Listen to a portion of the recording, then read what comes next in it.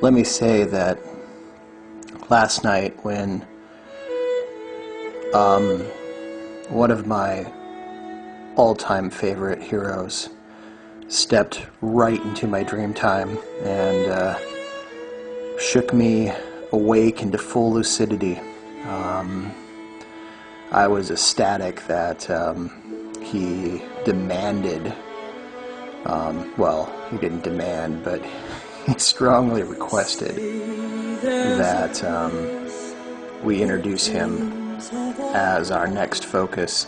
And I think we're going to slow down the information release right now.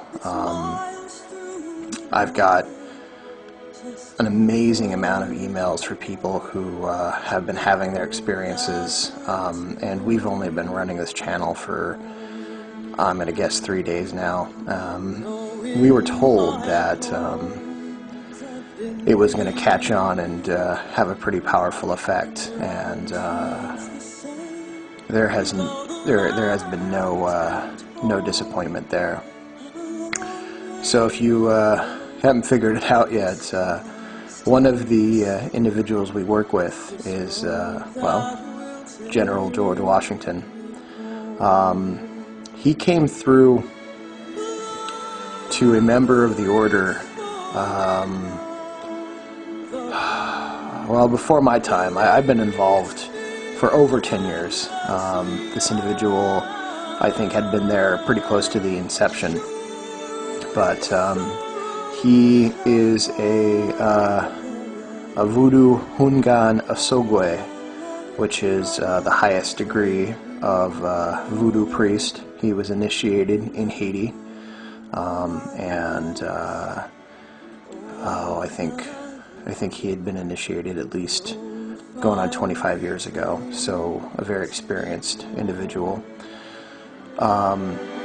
He started working with a spirit who later revealed itself as George Washington, and General George has made himself home within the Grand Order of Draco Slayers, and it is an honor to introduce him to everyone.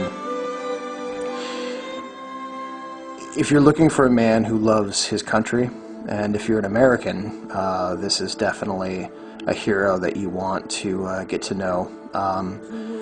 Because he is considered father of our country, it is appropriate that you could consider him part of your ancestral linkage, and every American citizen can claim him in that sense. So having him on your personal power altar is just an amazing comfort. This man has immense internal and external strength, and in a lot of ways, like St. George, he is a consummate Draco Slayer, but his focus seems to be more the Illuminati, for good reason. He died of a mysterious illness. They called it a fever, but there's a good chance it was probably poisoning. And this is a man who has seen the evils that the Illuminati had been perpetuating, not only poisoning his country, but countries all around them. And you know, he'd fought the Revolutionary War, which you know, the King of England at the time was definitely an Illuminati member or puppet of the Illuminati. George Washington was a Freemason. There's no mistaking that. His involvement and how deep it goes, he won't really talk about it. He says that we all make mistakes. So if you're a Freemason, I've got nothing against Freemasons. I know a number of them, but I do know that a lot of them start bailing ships once they get past third degree. So you know, take that with a grain of salt. George Washington, to work with him, it's very similar to St. George in the same way. You allow him into your sphere of influence. This is my favorite picture of General George.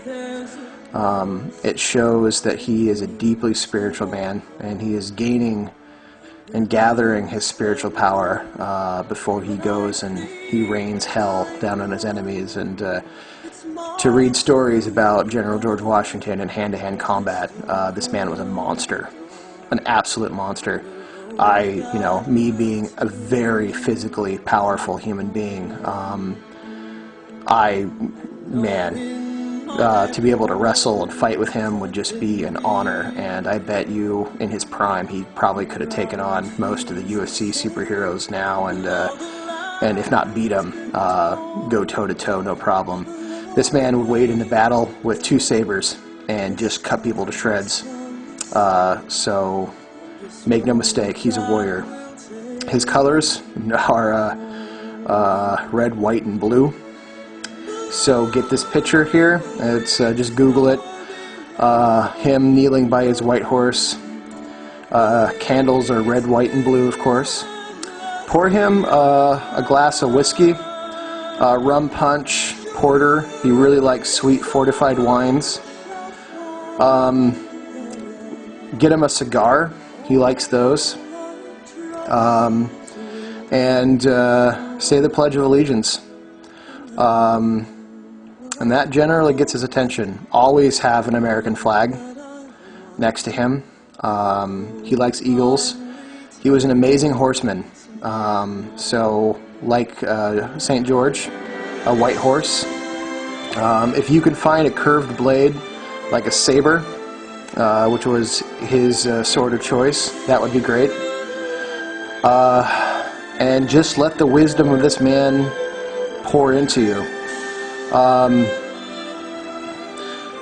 In much the same way that St. George is the dragon slayer and initiates you into the order with the dream of killing a dragon, George Washington will take you and run you face to face with entities of the Illuminati, and a lot of times they're reptilian. Some of them are very otherworldly. One day we'll talk about trans-Plutonian magic and the sickness that they summon from beyond our solar system. And those are things that once you see, they're very hard to get out of your head. So it's good to have a man like General George with you. He can be called on at any time. Of course, his birthday, February 22nd. Always nice to pour him a glass of whiskey, light him a cigar, and thank him for being with you. This man will change your life. Having him on your side is an amazing experience, and I can't speak enough volumes of how proud I am that he came through and said, no, let them know that I can be worked with. So here is the father of America. And if you are an American occultist, and if you are an American battling against the Illuminati, you would be crazy not to have General George on your side. So it is a deep honor and deep respect that I introduce General George, and do yourself a favor. Work with St. George for a while, then set up a point of focus or altar for General George Washington, and you'll thank me. Trust me.